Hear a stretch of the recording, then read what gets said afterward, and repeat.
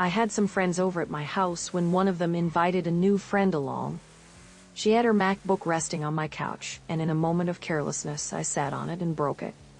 Realizing it was completely my fault, I immediately offered to pay her for the damage. She agreed, mentioning that she bought it 3 years ago for $2,200, and I promised to wire her the money within a week.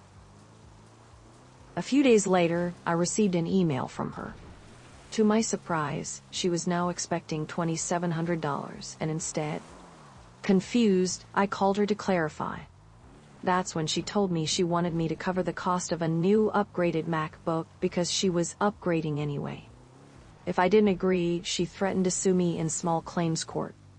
Could a judge really side with her on that? I was torn. Should I just wire her the original $2,200, or should I tell her to go ahead and sue me? After reading through the comments on my post, I decided to do some research. I found out that the repair cost for her MacBook screen was around $310, and including labor. I emailed her back, stating that since she rejected my initial offer of $2,200, and I was withdrawing it and would instead pay for the repair. Her response was harsh. She called me a bitch and reiterated her intention to take me to court.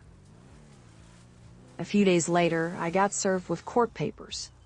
When I appeared before the judge, I explained that I had given her 3 options. 1, a check for a brand new MacBook for $2,200, and 2, a refurbished model from Apple or a third party for about $1,400, and 3, repairing her current MacBook, which would cost around $300, and I brought printed emails and screenshots showing her refusal of my initial offers and her demand for $2,700, and I also highlighted how she had insisted on cash instead of a new laptop. Throughout the hearing, she had a bad attitude, which seemed to irritate the judge. After hearing both sides, he ruled that I only needed to pay 50% of the repair cost, since she had negligently left her laptop on the couch. In the end, I walked away only having to pay about $200 and $250. If it weren't for the advice I received, I might have ended up paying $2,200, and instead of just a couple of $100. Watching her face as we left the courtroom was priceless.